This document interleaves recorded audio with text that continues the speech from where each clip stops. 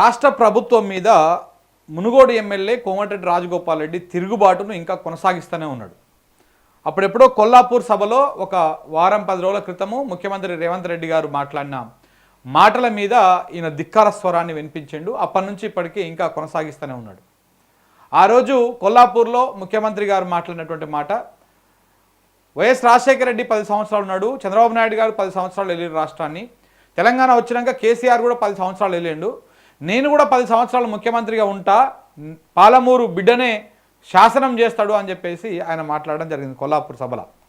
ఆ సభ తర్వాత ఎవరు రెస్పాండ్ కాలే, ఏ మంత్రి రెస్పాండ్ కాలే, ఎవరు రెస్పాండ్ కాలే, కానీ మునుగోడు కాంగ్రెస్ ఎమ్మెల్యే రాజగోపాల్ రెడ్డి గారు రెస్పాండ్ అయ్యి ఇది కాంగ్రెస్ పార్టీ, ఈ పార్టీలో ఎవరు ముఖ్యమంత్రి ఏంది అనేది మీరు డిసైడ్ చేయరు, మీరు అలా మాట్లాడడం 10 సంవత్సరాలు నేనే ముఖ్యమంత్రి ఉంటా అని చెప్పడము కాంగ్రెస్ పార్టీ నియమ నిబంధనలకు ఆ సిద్ధాంతాలకు విరుద్ధము, ఈ విషయము ఏ నిబద్ధత కలిగినటువంటి కాంగ్రెస్ కార్యకర్త కానీ కాంగ్రెస్ నాయకుడు కానీ మీరు మాట్లాడిన మాటలను సమర్థించరు అని చెప్పేసి ఆయన మాట్లాడాడు. అలాగే దాని తర్వాత మళ్ళీ రీసెంట్గా నవతెలంగాణ అనేటువంటి పత్రిక 10వ వార్షికోత్సవంలో ముఖ్యమంత్రి రేవంత్ రెడ్డి గారు మీడియా జర్నలిస్టులను, ప్రధానంగా డిజిటల్ మీడియా జర్నలిస్టులను ఉద్దేశించి కొంత ఆయన వివాదాస్పదమైనటువంటి వ్యాఖ్యలు చేశారు. అసలు ఎవరు జర్నలిస్టులు, ఏంది జర్నలిస్టులు, జర్నలిస్టుల ముందు జర్నలిస్ట్ అని పెట్టుకుంటున్నారు, వాళ్ళ ఇంటి పేరు అయినట్టు, వాళ్ళ తాతలు ముత్తాతలు జర్నలిజంలోనే ఉన్నట్టు, నా ముందు కాలుమో కాలేసుకొని కూసుంటున్నారు, వాళ్ళని చంపల మీకెళ్ళి కొట్టాలనిపిస్తున్నది, అసలు ఎవరు జర్నలిస్టులు ఏంది, మెయిన్ స్ట్రీమ్ మీడియా జర్నలిస్టులు అందరూ కలిసి డిజిటల్ మీడియా జర్నలిస్టులను వేరు చేసి చూడాలి, మీరు వాళ్ళతో అసలు పొంతన పెట్టొద్దు అని చెప్పేసి ఒక వివాదాస్పదమైనటువంటి వ్యాఖ్యలు చేశారు. ఆ వ్యాఖ్యల నేపథ్యంలో కూడా మళ్ళా కాంగ్రెస్ పార్టీ నుంచి ఎవరు మాట్లాడకపోయినా, ప్రభుత్వం తరఫు నుంచి ఎవరు మాట్లాడకపోయినా, అదే అధికార పార్టీ ఎమ్మెల్యే మునుగోడు నుంచి మళ్ళీ రాజగోపాల్ రెడ్డి గారు మళ్ళా దాని మీద కూడా మాట్లాడడం జరిగింది. దాని మీద ఏమైనా మాట్లాడారు, దాని మీద ఒక ట్వీట్ వేసారు. డిజిటల్ మీడియా జర్నలిస్టులను, ప్రధానంగా సోషల్ మీడియా జర్నలిస్టులను ముఖ్యమంత్రి గారు వాళ్ళని కార్నర్ చేసడము, వాళ్ళ మీద వివాదాస్పద వ్యాఖ్యలు చేయడం సరికాదు, వాళ్ళ తెలంగాణ సమాజంలో వాళ్ళ శక్తి మేర, వాళ్ళ స్థాయి మేర సామాజిక స్పృహతోని వాళ్ళు కష్టపడుతూ ఉన్నారు, సో కాబట్టి వాళ్ళని గౌరవించాలి, ఇలాంటి నియంత పోకడలను మంచిది కాదని చెప్పేసి ఆయన మాట్లాడడం, ఒక ట్వీట్ వేయడం జరిగింది. దాంతో మరింత కాంగ్రెస్ పార్టీలో ఇంటర్నల్ వారు మరింత పెరిగిపోతూ ఉన్నది. ఎమ్మెల్యేల తిరుగుబాటు రాష్ట్ర ప్రభుత్వం మీద పెరుగుతూ ఉందన్నటువంటి ఇండికేషన్స్ ఇంకింత బలపడతా ఉన్నాయి. అదే నేపథ్యంలో దాని తర్వాత మళ్ళా నేను కావాలంటే నా పదవికి రాజీనామా చేస్తా, ఎమ్మెల్యే పదవికి రాజీనామా చేస్తా, గతంలో కేసీఆర్ ఉన్నప్పుడు రాజీనామా చేసి ప్రభుత్వం మొత్తాన్ని తీసుకొచ్చి మునుగోడులో పెట్టి నేను ఎన్నికలకు కొట్లాడినా, ఇప్పుడు కూడా కావాలంటే నేను మళ్ళీ రాజీనామా చేస్తా, నేను మునుగోడు అభివృద్ధి, మునుగోడు నియోజకవర్గం కోసం పనిచేస్తా అని చెప్పేసి ఆయన నిన్న కూడా ఎన్నో మాట్లాడాడు. ఇవాళ డిజిటల్ మీడియా జర్నలిస్టుల మీద మాట్లాడారు కాబట్టి ఈ డిజిటల్ మీడియా కలిసి తెలంగాణ డిజిటల్ మీడియా అసోసియేషన్ మొత్తం ఒకటి ఏర్పాటైంది.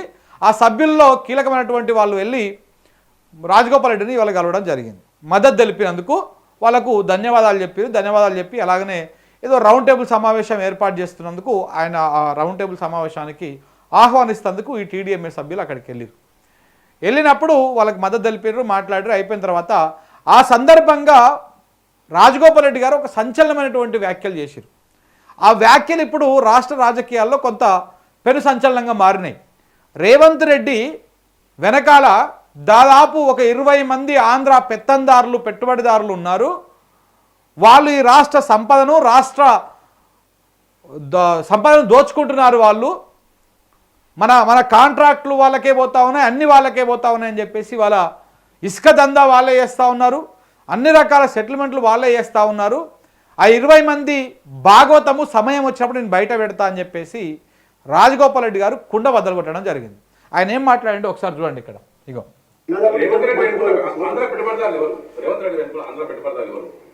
ఇక మీకు 1 2 3 4 5 6 20 మంది ఉన్నారు. ఈ రాష్ట్రాన్ని దోచుకుంటున్నారు. ఇప్పుడు కూడా రాబోయే రోజుల్లో సమయం వచ్చినప్పుడు వాళ్ళ బండారం బయట పెడతారు. ఏది ఏమైనా తెలంగాణ రాష్ట్ర సంపద లూటీ విషయంలో కానీ, కాంట్రాక్టుల విషయంలో కానీ, భూముల విషయంలో కానీ, ఇసుక మాఫియా విషయంలో కానీ, ఏ విషయంలో సరే తెలంగాణ ప్రాంతానికి ప్రజలకు అన్యాయం చేసే పని ఎవరు చేసినా బహిరంగంగా మాట్లాడతా. Thank you. సో ఏమన్నారు, 20 మంది ఆంధ్ర పెత్తందారులు, ఆంధ్ర పెట్టుబడిదారులు 20 మంది రేవంత్ రెడ్డి వెనకాల ఉన్నారు. మరి 20 మందిలో చంద్రబాబు నాయుడు గారు ఉన్నారా లేరా? ఆయన పెట్టుబడిదారులు కాకపోయినా కానీ ఆయన ఒక పెత్తందారు లెక్క, ఆయన ఒక రాజకీయ నాయకుడు లెక్క ఆయన కూడా వెనకాల ఉన్నాడు అనేటువంటి విధంగా కొంత అనుమానం వ్యక్తం చేసేటువంటి విధంగా అయితే ఆయన మాట్లాడడం జరిగింది. సో ఏది ఏమైనా ఈ మాటని ఇవాళ రాజగోపాల్ రెడ్డి గారు మాట్లాడారు. గతంలో ఇదే మాటని జడ్చర్ల ఎమ్మెల్యే అనిరుద్ రెడ్డి గారు కూడా మాట్లాడడం జరిగింది. తెలంగాణలో మొత్తం ఆంధ్ర వాళ్ళ చేతిలోనే ఉన్నది, ఆంధ్ర పెట్టుబడిదారుల చేతుల్లోనే ఉన్నాయి, కాంట్రాక్టు వాళ్ళకే పోతున్నాయి, భూమి సెటిల్మెంట్లు వాళ్ళకే పోతున్నాయి, రియల్ ఎస్టేట్ వ్యాపారం వాళ్ళే చేస్తున్నారు, మొత్తం వాళ్ళ చేతిలోనే ఉంది, రాష్ట్ర ఆర్థిక వ్యవస్థ మొత్తం వాళ్ళ చేతుల్లోనే ఉంది అని చెప్పేసి గతంలో ఇవాళ రాజగోపాల్ రెడ్డి గారు ఏం మాట్లాడారో గతంలో జడ్చర్ల ఎమ్మెల్యే కాంగ్రెస్ ఎమ్మెల్యే అనిరుద్ రెడ్డి గారు కూడా గదే మాట మాట్లాడడం జరిగింది. అంటే ఇప్పుడు ఇద్దరు కాంగ్రెస్ ఎమ్మెల్యేలు చాలా కీలకమైనటువంటి ఆరోపణలు చేసిరు సొంత పార్టీ మీద, సొంత ప్రభుత్వం మీద, సొంత ముఖ్యమంత్రి మీద. దీన్ని ఒకసారి ఆలోచించాల్సినటువంటి అవసరం ఉన్నది.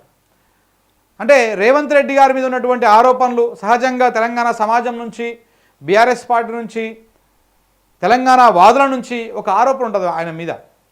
రేవంత్ రెడ్డి చంద్రబాబు నాయుడు తొత్తు, రేవంత్ రెడ్డి చంద్రబాబు నాయుడు కూర్చోమంటే కూర్చుంటాడు, లేవమంటే లేస్తాడు. రేవంత్ రెడ్డి ఇటు చంద్రబాబు నాయుడికి అటు మోడీకి ఇద్దరికి ఈయన మధ్యలో ఉన్నాడు. ఇటు మోడీని మేనేజ్ చేస్తున్నాడు, ఇటు చంద్రబాబు నాయుడిని మేనేజ్ చేస్తున్నాడు. మళ్ళా వీళ్ళకి విరుద్ధమైనటువంటి వ్యక్తి రాహుల్ గాంధీని ఒప్పించి ఇక్కడ ముఖ్యమంత్రి అయ్యిండు. కాంగ్రెస్ పార్టీకే తెలియలేదు, రేవంత్ రెడ్డి బాగానే మేనేజ్ చేస్తున్నాడు అనేటువంటి మాట ఇటు తెలంగాణ వాదుల నుంచి కానీ, అటు బీఆర్ఎస్ పార్టీ నుంచి కానీ, తెలంగాణ సమాజం నుంచి కానీ వస్తూ ఉన్నది. ఇవాళ సొంత పార్టీ ఎమ్మెల్యేలు కూడా రేవంత్ రెడ్డి మీద తిరగబడుతున్నారంటే మరి ఆ మాట నిజమే ఉన్నట్టుంది. చంద్రబాబు నాయుడు కోసమే రేవంత్ రెడ్డి గారు ఈ కార్యక్రమాలన్నీ చేస్తూ ఉన్నారా? చంద్రబాబు నాయుడు గారి కోసమే ఇవాళ బనకచర్ల లాంటి ప్రాజెక్టు ముందుకోవాలంటే కాళేశ్వరాన్ని సంపాలి కాబట్టి కాళేశ్వరం మీద కమిషన్ అని రకరకాల ఇష్యూస్ చేసుకుంటా రిపేర్ చేయడానికి అవకాశం ఉన్న పరిస్థితులు ఉన్నా కానీ రిపేర్ చేయకుండా మేడిగడ్డని అలాగనే వదిలేసి అక్కడ బనకచర్లకు పరోక్షంగా ఈయన సపోర్ట్ చేస్తూ ఉన్నాడా? అటు మోడీకి కూడా పరోక్షంగా సపోర్ట్ చేస్తూ ఉన్నాడా? ఇవాళ ఎమ్మెల్యేల తిరుగుబాటు దేనికి సంకేతం? ఎమ్మెల్యేలు అంటే ఆయన చెప్తా ఉన్నాడు, నాకు మంత్రి పదవి కోసమే నేను ఈ మాట మాట్లాడుతున్నాను అనేది తప్పు. ఆయన తెలంగాణ రాష్ట్రం విషయంలో ఈ రాష్ట్ర సంపదను దోచిపెడతా ఉన్నాడు ఆంధ్ర ప్రాంత పెట్టుబడిదారులకు అని చెప్పేసి మాట్లాడడం జరిగింది. ఇసుక దందా కూడా వాళ్ళే చేస్తూ ఉన్నారని చెప్పేసి మాట్లాడు. చాలా సంచలనమైనటువంటి ఆరోపణలు ఇవి, ఏదో ఆషామాషిగా కొట్టిపడేసేటువంటి ఆరోపణలు కావు ఇవి. మరి ఈ ఆరోపణల మీద రాష్ట్ర ప్రభుత్వం కానీ, మంత్రివర్గం కానీ, మంత్రులు కానీ, ఇటు ముఖ్యమంత్రి గారు కానీ, లేకపోతే ఆయనకు సంబంధించినటువంటి వాళ్ళు కానీ స్పందించాలి. ఇంత పెద్ద ఆరోపణలు చేసేటప్పుడు మరి రాజగోపాల్ రెడ్డి మీద వేటేసేటువంటి ధైర్యం అయితే చేయలేదు కాంగ్రెస్ పార్టీ. ఇంతకుముందు కూడా మనం మాట్లాడినాం, రాజగోపాల్ రెడ్డిని టచ్ చేసే దమ్ము ధైర్యం ఈ కాంగ్రెస్ పార్టీకి లేదు, అస్సలు టచ్ చేయలేదు. ఇవాళ ఎటువంటి ఆయన మల్లు రవి ఆ క్రమశిక్షణ సంఘానికి ఆయననే చైర్మను, వేటేస్తాడా రాజగోపాల్ రెడ్డి మీద? అంత దమ్ముందా? ఛాన్సే లేదు. రేవంత్ రెడ్డి కూడా టచ్ చేసేటువంటి పరిస్థితులు లేవు. ఒకవేళ వేటేసిన అనుకో మునుగోడులో ఆయన రాజీనామా చేస్తాడు. రాజీనామా చేసి ఉప ఎన్నిక పోయిందనుకో ఆయన కాంగ్రెస్ పార్టీ నుంచి పోటీ చేస్తాడా లేకపోతే ఇండిపెండెంట్గా పోటీ చేస్తాడా ఏమో తెలియదు, కానీ కాంగ్రెస్ పార్టీ మాత్రం గెలవదు. అక్కడ కాంగ్రెస్ పార్టీ గెలవదు. కావాలంటే ప్రతిపక్ష పార్టీలకు అవకాశం ఉంటుంది, అంటే బీజేపీకి అయితే స్కోపే లేదు అక్కడ. సో కాబట్టి ఛాన్సే లేదు. మరి మళ్ళీ ఆయన బీజేపీలోకి పోతాడా లేకపోతే బీఆర్ఎస్లోకి వస్తాడా లేకపోతే ఇండిపెండెంట్గా ఉంటాడా? ఇవన్నీ ఒక పెద్ద క్వశ్చన్ మార్క్ ప్రస్తుతానికి. ఇది టూ అర్లీ. కానీ ఒకవేళ కనుక కాంగ్రెస్ పార్టీ నుంచి ఆయన సస్పెండ్ చేస్తూ క్రమశిక్షణా సంఘం ఏమన్నా చర్యలు తీసుకుంటే ఆయన మీద మునుగోడులో మాత్రం తప్పకుండా బై ఎలక్షన్ వస్తుంది. ఎలాగైతే ఇప్పుడు ఈ 10 నియోజకవర్గాల మీద ఆ పార్టీ మారిన ఎమ్మెల్యేల మీద సుప్రీంకోర్టు తేల్చమని చెప్పింది, దానికి తోడు జూబ్లీహిల్స్ ఉప ఎన్నిక అనివార్యంగా రాబోతా ఉన్నది. ఇప్పుడు 11 అవుతున్నాయి. ఒకవేళ అట్లా కనుక వస్తే అవి 11, దీంతో 12 నియోజకవర్గాలకు ఉప ఎన్నికలు జరిగేటువంటి అవకాశాలు కనపడతా ఉన్నాయి. ఒకవేళ అదే కనుక జరిగితే మునుగోడులో కాంగ్రెస్ పార్టీ కనుక ఓడిపోయినా ఉప ఎన్నికల్లో కాంగ్రెస్ పార్టీ 2-3 స్థానాలలో గెలిచిన మొత్తానికే సినిమా మారిపోతుంది. రాష్ట్ర ప్రభుత్వమే కొంత డిఫెన్స్లో పడిపోతుంది. చాలామంది ఎమ్మెల్యేలు ఆయన వైపు ఉండాలన్నా వద్దా అని కూడా పునరాలోచించుకుంటారు.